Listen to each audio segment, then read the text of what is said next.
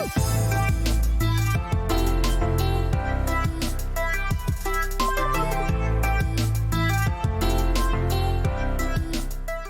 right, we're at Health for another interview. I have a great guest, Dr. Bonnie Clipper.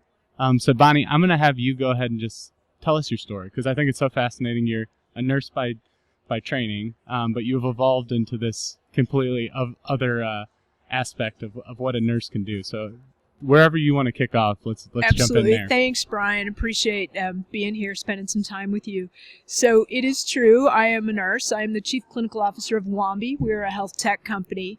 I've been a nurse for over 30 years. So I started my journey very, very traditionally. I actually worked as a nurse. My first job out of school was at Mayo. I did bedside nursing, spent a few years between that and University of Minnesota, and then decided I needed to go back to school in order to really make the impact that I felt like I wanted to make. So I went back and kind of got another degree in healthcare administration, decided to move back to Chicago where I was from, worked at Loyola for a while, and at that time MBAs were very, very sexy, and it was difficult to break into director jobs, so I then acquired yet another degree. Finally did get into a director role, which I love doing that. I like really being close to the patients, so that was really cool. And then I moved down to Austin, Texas, and went back yet again to Texas Tech for a doctoral degree. So I've been a nurse doing a variety of things, bedside nursing, being a manager, being a director, being a chief nursing officer for over 20 years. And then I was fortunate enough to become a Robert Wood Johnson Executive Nurse Fellow. And that really catapulted me and allowed me to try something completely new. So I was able to learn through the 3 years of that program, focus on innovation and really start to spend some time digging into it. And even through that experience, I had yet another amazing opportunity to become an ASU AONE Innovation Fellow. And that was incredible. And what I continue to learn is that nurses don't know what innovation is. They don't know the definition. They don't understand that, in fact, they are the largest group of innovators. So for me, I love being in this space, and I love educating nurses on what it is, and also advocating for not only nurses and patients, especially as it pertains to kind of that ecosystem called patient care. There's over 4 million registered nurses, yet they often aren't involved with decisions around design, development, workflows, adaptations. So I love being that person that gets to bridge the gap, and that's even what I do now with my work at Wambi. Sure. And what would you say a normal career arc is for a nurse? Would that be get your nursing degree and practice nursing for the bulk of their career? Yeah, it wouldn't be what I did. Mine is very atypical, yet I think it's very important. So I mentor a lot of young nurse leaders to break the mold, to not do the traditional thing, because I think with what we need to do in healthcare now, especially around transformation and really changing the way that we provide health, making an impact on things like social determinants and health equity, the old way didn't work. So I encourage young people to do something completely different and don't fall into that traditional mold of going to nursing school, rising through the ranks, either to become a nurse manager, a director, a CNO, an educator, or a nurse practitioner, and do something completely different. So it's really interesting because we're actually seeing a lot more nurses start to get into tech, which is good, I think. Awesome. And what was the driving force behind you taking the career arc you did? Did you feel like you were best served representing the nurses?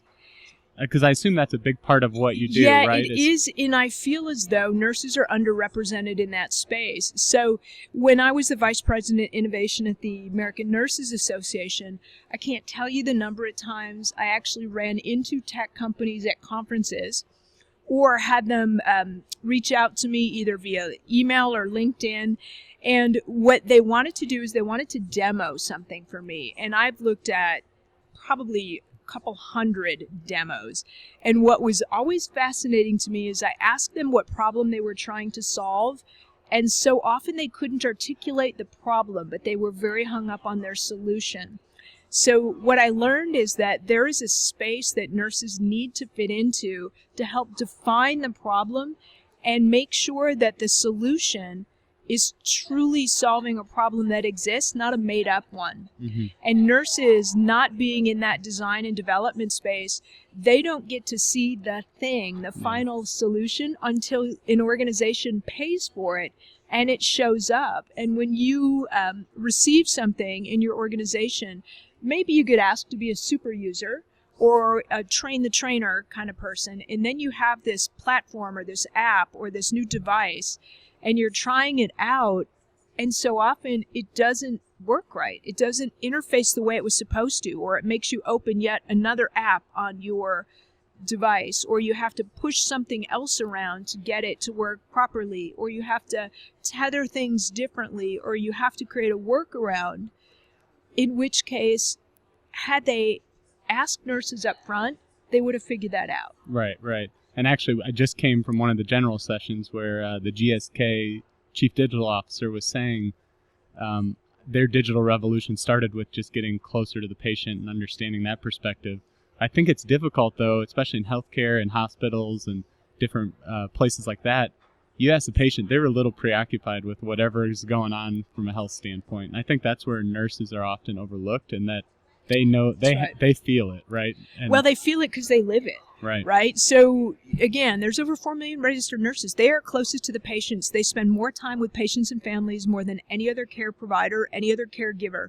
So knowing that, it only makes sense to go directly to them. And remember, not only are they in inpatient care, they're in outpatient care, they're in ambulatory surgery centers, they're in home care, they're everywhere. So they really do have a sense of what that world looks like and how pieces interface or should interface and should integrate, so they can help identify those little gaps well in advance, well up front, before something is sort of in final production mode or has been purchased and you're now adopting it. Yeah, and then probably the biggest impact that can have is on the patient's lives. I know I've talked to countless people that have went through traumatic healthcare scares, and they end up walking away from it saying, we had this nurse, and they're the ones that helped get us through it. And it's just such a special story. And, you know, to thank tell. goodness for that. And that really is so often the case is, you know, we had a nurse on the night shift who did these extra things, or we had a nurse that did something extra.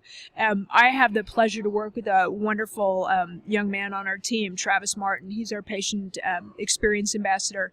And he is just an incredible human being. And he has survived stage 4 brain cancer. And all of his stories revolve around his physician, his oncologist, and he still knows every nurse by name and knows exactly what they did for him or how important they were to his healing process.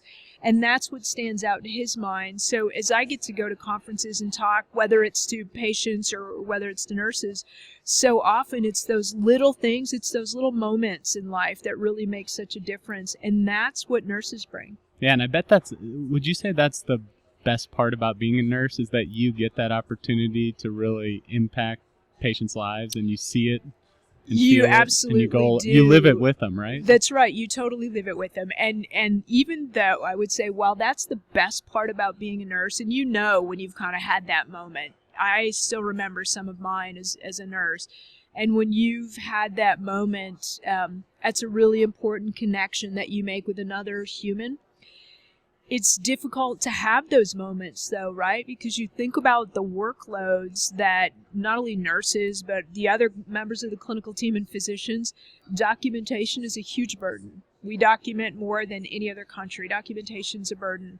We talk about workloads. Workloads, it's not sustainable. So we do these things to our clinical team members, to our nurses and our physicians, and it makes it harder and harder to actually have those moments, and that's what patients need. Right, right. So what other challenge, you mentioned the admin responsibilities of a nurse. What other, because I think nurses, they care about treating patients and they could probably throw away the rest if they could manage it. Is that true? And I guess what are some of the other common problems or challenges as a nurse? Well, nurses absolutely care about treating the patients, and they want to work on a functional team, right? So that means having an ecosystem whereas there is an adequate supply and well-trained support people to help. making sure that the technology actually does what it's supposed to do and that it works properly. So if all of those support and resources work the way that they're supposed to, it actually makes caregiving a pleasure.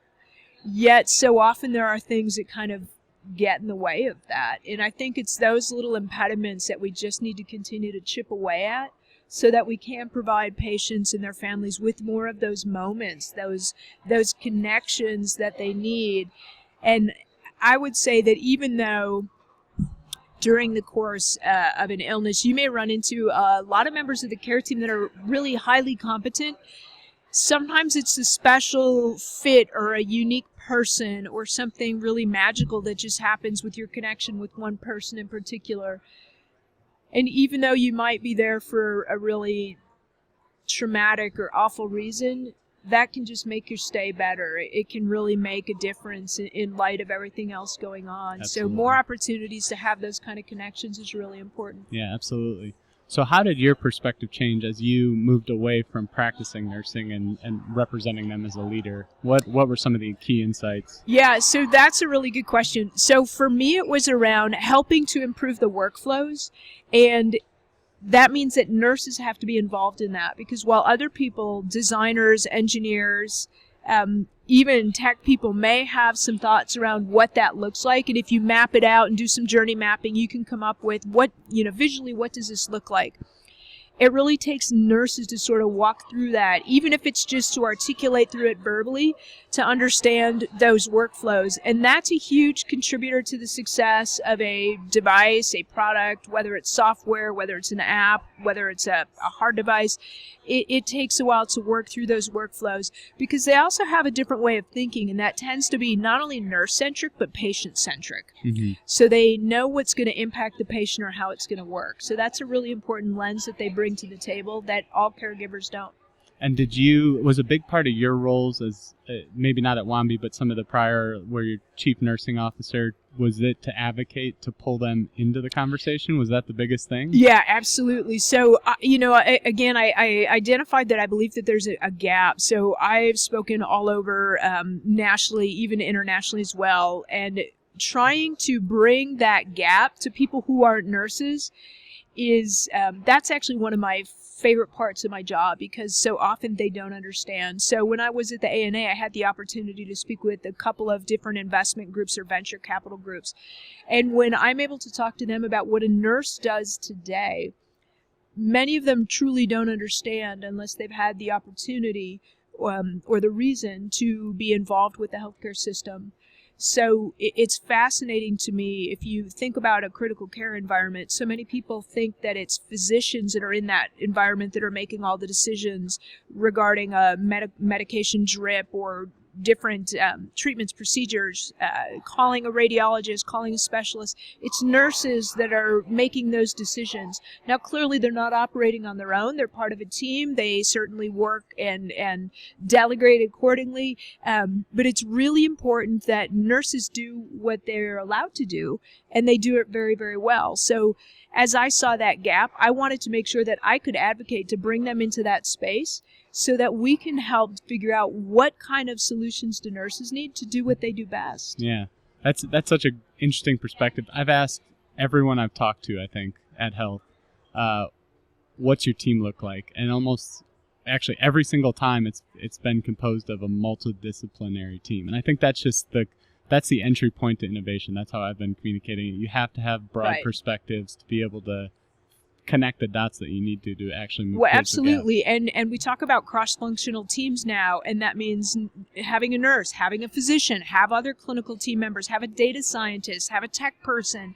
It means it has to be very, very robust. I remember I was doing a presentation last summer. I believe I was in Florida, and the person that was leading our panel, it was our moderator, when I introduced myself and said I was a nurse, he goes, "Oh, you're not wearing a nurse uniform." And I said, "What is a nurse uniform?" And he said, "Well, some kind of scrubs."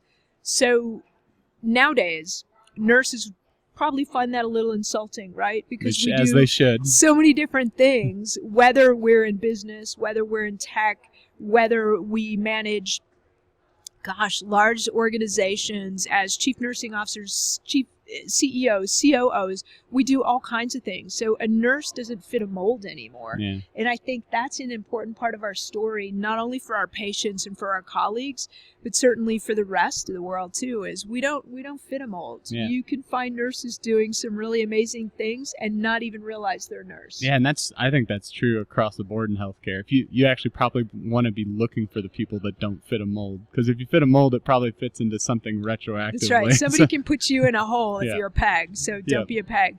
Well, and what's really cool is that nurses, we have an amazing skill set. So we are trained to collaborate. We're very good partners. We are trained to critically think, to problem solve.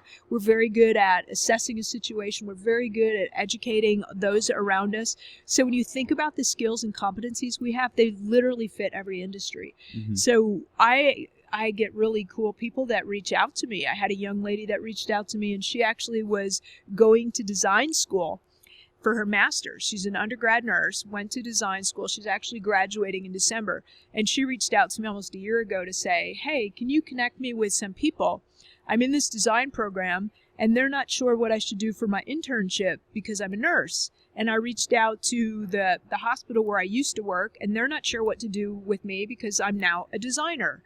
So she said, I hope I made the right decision, but I'm not sure because I don't fit into any group. And my advice to her was, you made exactly the right decision because we need to have nurses that are designers or cinematographers or engineers. And this young lady was actually wanted to work to help advance innovation and someday sees herself working in a design firm to change the way that hospitals, clinics, other places are built. So that's exactly where nurses should show up. Yeah, so important. Something I've seen, and it's just in my experiences, that nurses are so good with the emotional aspect of healthcare, and it's something that if you listed out the skills you need, it probably would never make the list. But is that something that's trained, or is that just kind of a natural intuitiveness that comes with the job? Well, we sort of have a saying in nursing that oftentimes you don't choose nursing, it chooses you, right? And if you think way, way back, our roots were kind of Florence Nightingale, and a lot of people roll their eyes and know her as the woman with the lamp, yet she was an incredible innovator. So it was Florence Nightingale during the Crimean War that actually told surgeons and physicians that they were who was contributing to an increased death rate because they weren't washing their hands or their instruments or their lab coats. So when you think about our roots way, way back, nurses came from this very kind of empathetic and compassionate world where that's really the sort of the support framework around that was to help to bring compassion to those that were suffering. And it's really moved into a science, right? We're a STEM science. We have to take a lot of studies in school, whether it's chemistry and biology and bacteriology and certainly all of those kind of components that help formulate what goes into modern day nursing. We're also compassionate and empathetic people. And I think the bridge there is how we fit all of those pieces together. Yeah. So especially that's a skill when you think about technology, right? Because while we know there's a lot going on around artificial intelligence and some amazingly cool devices, at some point our role is the translator. It's to make sure that we can bridge the device and the patient into a way that makes sense and either performs the right function or gathers the right data.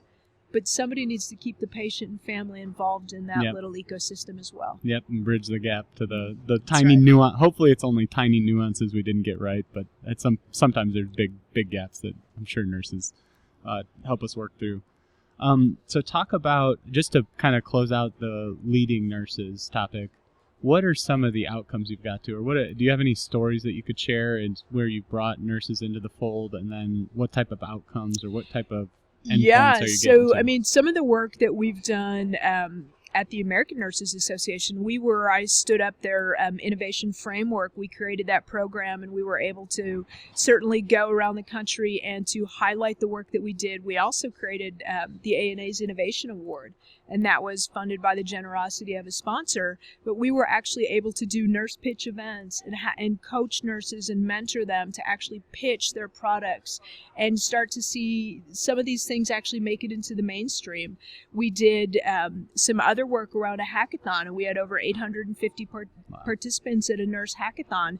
I'm actually doing another hackathon for Sigma Nursing in November, and there's almost 200 participants there. Awesome. So helping nurses understand some of these phrases that innovation people know, like pitch events or hackathons, collaborative problem-solving events, those are things that are unfamiliar to nurses. So bringing them into this space and having them understand how they can actually get their own ideas out there is pretty cool. Yeah. Do you find I've had a couple instances where I've opened the door and talked to customers for the first time of whatever application I'm managing. I found it so refreshing. They're like, I've been waiting for someone to ask me my opinion for years and years. Has that been your experience as well? Absolutely. And it actually contributed to a really cool project that I just completed with some friends. So we just wrote a book, The Nurse's Guide to Innovation, and that came from so many nurses around the country asking me questions about, I have this idea, nobody will listen to me. How do I get it out there? How do I figure out how to prototype something? Who do I have to talk to? What is this intellectual property thing? Because if I talk to this company, they say they own it. My employer says they own it. What does that mean? So having that conversation and opening doors for nurses was really awesome. And that actually caused us to kind of think about, how do we get the word out there? So we wrote a book to do that. That's awesome. What was the name of it again? The Nurse's Guide to Innovation. Okay. That's out a there. bullseye. It's on then. Amazon. That's Yeah. a bullseye. So I want to transition to Wambi then. Can you talk how you came to know about them and how you became involved? How did that Yeah, progress? so Wambi, I connected with Wambi, with the CEO, Rebecca Metter, when I was at the American Nurses Association, and I was so impressed with what Wambi did. We just began talking. They actually came to our Magnet conference, the largest nursing conference in the world, and just got to know them and their company. And slowly over the course of time, was really watching the work that they're doing. Company that's been around for just barely 3 years, grown 400%, doing amazing things in the employee engagement space. Yeah, maybe explain what the Wambi does. Yeah. So really what we do is we're a platform in employee engagement, and it's powered by harnessing the voice of the patient and the family directly and in real time. So it gathers recognition and feedback, and it can forward it right to a care provider, caregiver's phone. So we have a variety of different disciplines that use the app, and essentially they can get information directly from patients and families. So I was really intrigued by what they were doing, and it's a super cool, it's a really novel approach to this. No one else is doing it. So I have 2 kids that are in college. My second kid just graduated in June from high school, so both of them are in Austin. So that's where I'm from, and I knew at some point I would need to get back to Austin. So the stars just kind of all aligned. That's awesome. and worked in that direction. Yeah. That's always nice when it works out that way It's versus very nice. the hitting a bunch of potholes. So Wambi, it's doing something that really no one else is doing. Is that a correct statement? Absolutely. And why is it that why has this been overlooked for so long, would you say? You know, I think a lot of people are trying to crack the same nut, so we're doing some really cool things. And what's neat is that the feedback that we're getting from patients and families is super powerful stuff, and it's going right to the clinical team. So we have physicians, nurses, other disciplines that are on it. Some of our clients have all their employees on it that interface with patients. And what we do is we actually forward all the positive stuff right on to through notifications to the caregivers or to the employees. And if something's less than positive, it actually pauses with a manager to kind of investigate or figure out what's going on. Over 95% of the comments are very positive. And what we're seeing is that we are changing the culture. We are actually helping to reduce burnout, which is just prolific right now in healthcare, because we're showing the caregiving team the positive comments that patients and families have to say, because so often that's not the approach. You tend not to hear those things, but rather when the complaint letter comes in or the complaint email, or you have a family that's very upset, that's what you tend to hear. So we've kind of flipped that paradigm on its head, and we're approaching it backwards. That's great. Yeah, and I actually just read a book called Flourish on positive psychology, and that's the driver behind it. If you want to move the needle and change the equation, focus on what you should strive for rather than the negative. And I'm sure this happened informally, right? Like you said, a lot of times you hear the negative, but I mean, there still was interactions that gave positive feedback to nurses. It just wasn't able to be done at scale. There wasn't a good framework around it. I think you're exactly right. When I go back to my experience for 20 years as a CNO, when it wasn't incredibly often, but patients or families did come down to see me and say, hey, I really want to thank this person or that person. And when that happened, I would be sure to follow up with some kind of a note or an email. Oftentimes, I would even send an email not only to the individual.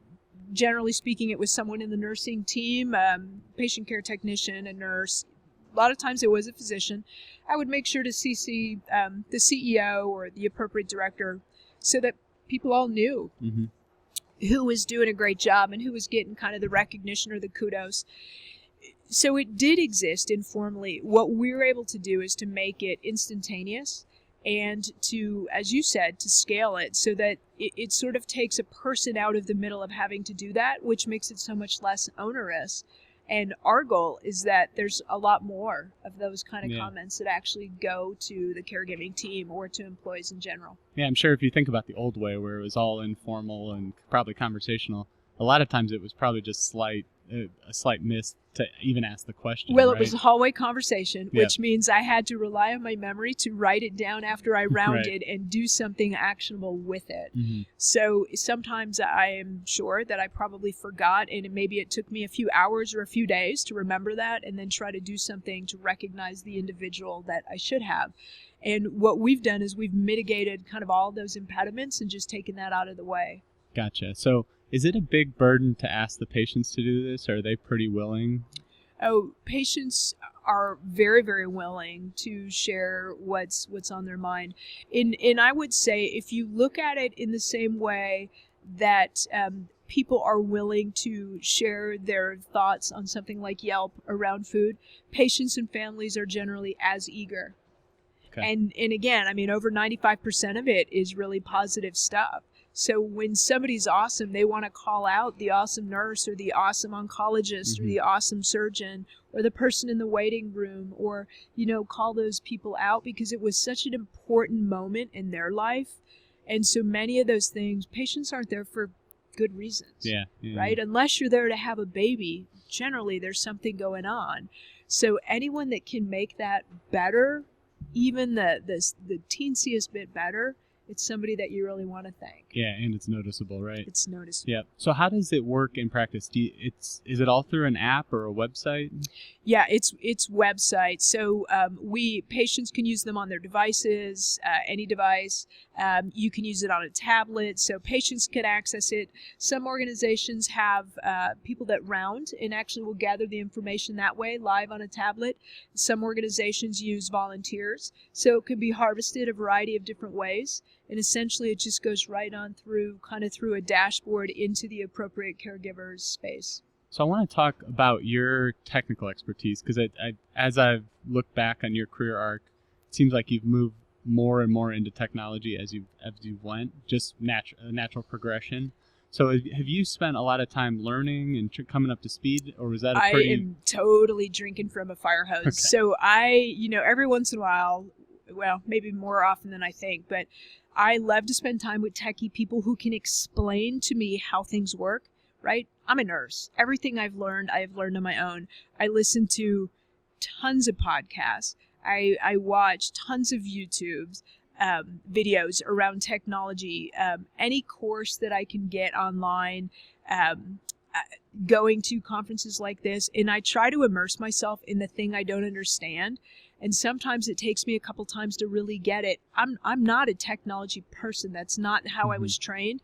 But I really try to immerse myself so I can understand it, because at the end of the day, my job is really to distill it and then convey it. So I need to make sure that I understand it.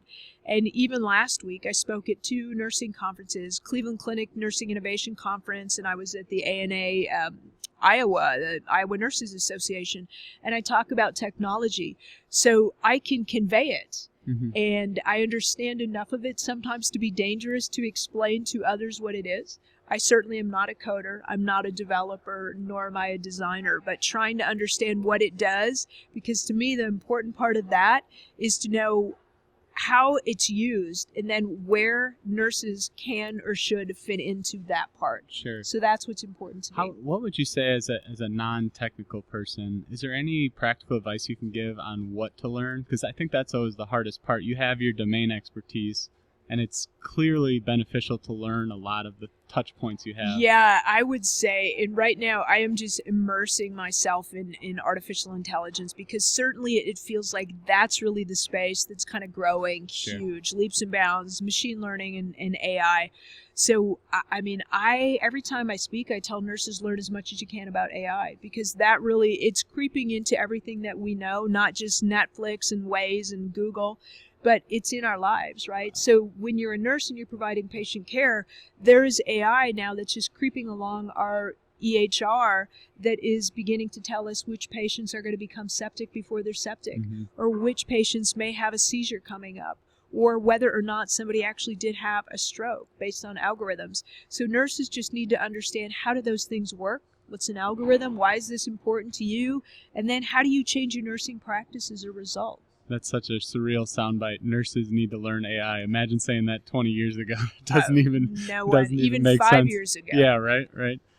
So going back to Wambi, I guess a couple of the key concepts that I've teased out are compassion and gratitude. Absolutely. And I think that's such an important message to spread at this point in society and just where we're at with the age of distraction.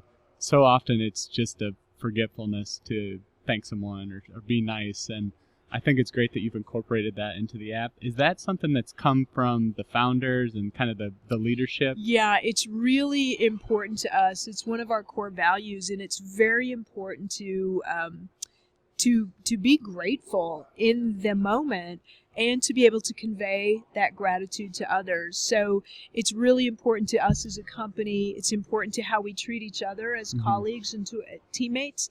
And it comes through as well in kind of our work that we do with our clients, because harvesting that gratitude, if we could share that with caregivers and the clinical team, they would feel so much more appreciated for their work. And we know that there are several pieces that are connected in this space.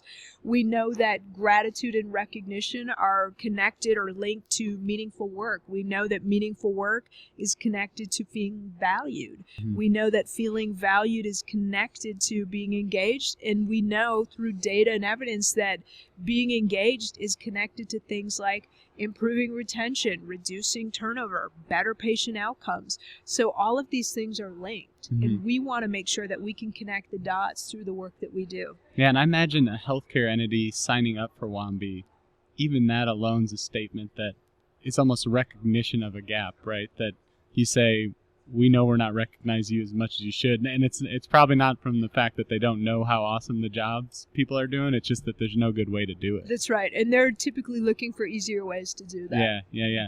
So how do you go about building in that compassion then? And I want to make sure I clarify Wambi. It's not just surfacing the feedback. It's not taking a survey and surfacing up, right? It's much more than that. Oh, it's a lot more than that, and it's very deep. We actually have ways that we can generate reports or care postcards where you can give some very, very direct feedback or recognition to anyone. It doesn't have to be a member of the clinical team.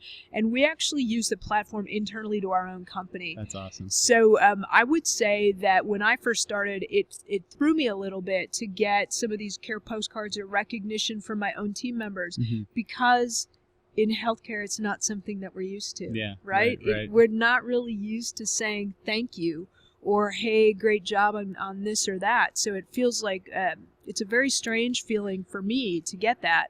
So we use it internally, and it's very cool now that you can thank any member of our Wambi team for the work that they've done. And it also is cool that it doesn't take a long time, because even as a chief nursing officer, I think one of the things that I talked myself out of was I would love to recognize a lot of people, but it takes time. Yeah.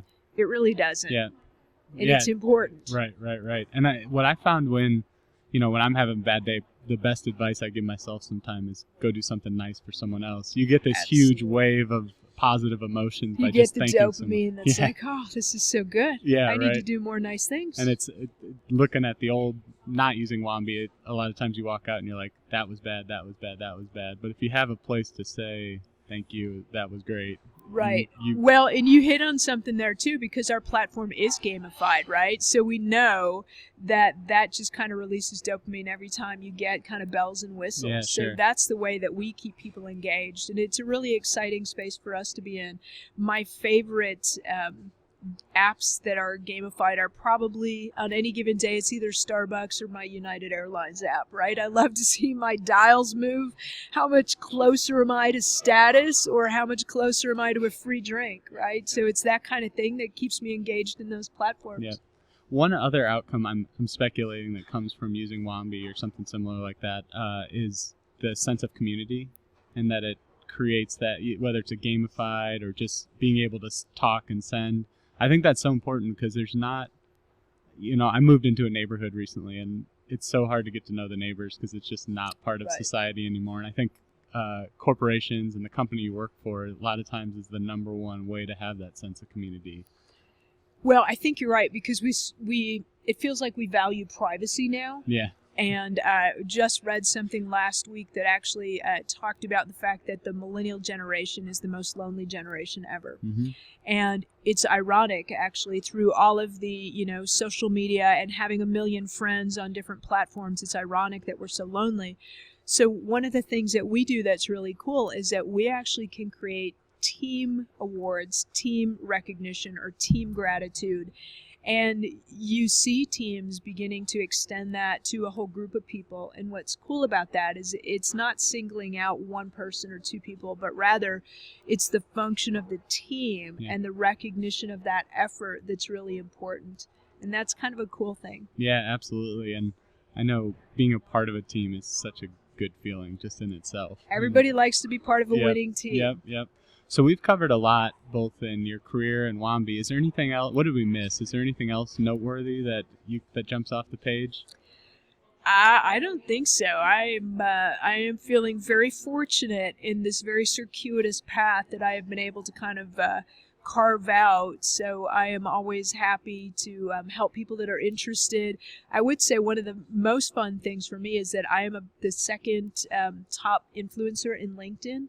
So that has been very interesting for me because it's been organic, hard work. I decided about 2 years ago that I was really going to get into that space. So at night and on weekends, I try to spend some time putting fresh content out, or blogging, or responding to the many, many people that reach out to me on LinkedIn. And that's actually been kind of cool. It's a whole new world out there. I've gotten the same experience through the podcast. It's just, I'm not one of the top influencers, but I put in the work, and I think it's such a cool place because I can connect with you, and it's awesome. I love it. I mean, you and I would not have met if it wasn't for that platform, right?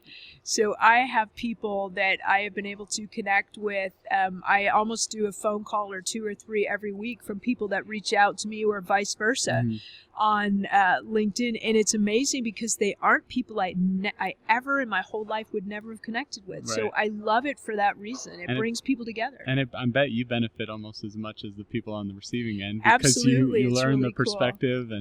And I'm sure you've experienced the same thing. I found so much value in doing these podcasts because you sit down, remove distractions, have a conversation. Just that alone seems to be a benefit in this day. Well, it's a huge benefit because I think you get to know a lot about a person, both how they think and how they operate. Every time I do a podcast interview, I learn something. Just like every time I have a conversation with somebody that I meet on LinkedIn, I learn something. And I actually listened to a podcast last year. I think it might have been a Lewis Howes podcast, and it was very interesting. And it was a guest speaker that said, make sure when you connect with people on LinkedIn that you are able to give more than you receive. So I try to remember to do that when I reach out and connect with people, to make sure to say, hey, is there something I can help you with? Because so often people reach out to me and want to sell me something, of which I'm generally 99.9% of the time not interested in. Doesn't mean I don't want to connect with them, though. Sure. So it's just kind of an interesting dynamic. Sure. So 2 closing questions. I guess from a career perspective, I'm going to go out on a limb and say you didn't plan this path, right? So how did you go about just thinking about what next steps to take? I did not plan this path. So yes, you hit that one. For me, I do what I feel like I am able to make an impact in and that I enjoy doing. So I've been in nursing for a very long time. I kind of went to this space because there were not other nurses in it. I'm literally one of a handful of kind of the original nursing innovation sort of people. So being in this space now, I'm very happy to report that there are probably a couple dozen people, maybe even 3 or 4 dozen people in this space, and it continues to grow. So I'm very proud of having been in on this and kind of the ground floor. I would also say that I am old enough to have remembered Wayne Gretzky, and he was one of the guys that has probably one of my favorite sayings, and that was, "You're going to skate to where the puck is going to be." Right. So I try to read like a freak, listen to podcasts, learn as much as I can, talk to people as much as I can, and I try to anticipate the trends, and I want to be ahead of that curve and be where the trend is going, not where the trend has been. Mm-hmm. So for me, that has certainly paid off, both in terms of taking on the risk and also developing a tolerance of failure. So I've even last week was sort of reminded at how good my failure tolerance skills are. But I think that that's a big part of it, right? You have to be willing to kind of fall and skin your knees a little bit to be out here, but it's a great place to be. Well, that's a perfect lead into my final question. I've been asking everyone, just being at Health, you realize there's this convergence of technology and healthcare. It's coming whether we like it or not. You bet. Talk about your experience and how exciting it is just to be a part of the equation and doing some of the cool things that Wambi is. Oh, yeah. No, it's super awesome. And as I say about technology and nursing practice or technology in healthcare, we are not going to put the genie back in the bottle. So it is here. And for all of the naysayers, I have the people that troll me on LinkedIn and on Twitter.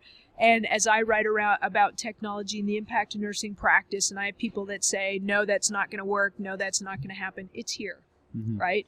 So you can either be part of it and learn about it and accept it and figure out your role in it and how you're going to use it to maximize your practice, how you're going to improve care to patients, or you can be done with it. Yeah. But it's not going away. We have, I think, an obligation to figure out how to make it work as best it can for patients and for our practice, but it's here to stay. Yep, I completely agree, and I think that's a great note to end on. Thanks so much for the time. If people want to get in touch with you, I assume LinkedIn is a great one. And if folks want to explore Wambi, go through the website. Absolutely. Is that the best way? Absolutely. Okay, well, I'll put both in the show notes. Thanks so much. Have a great rest of the conference, and it was so great to meet you. Thanks, Brian. Awesome. Take care.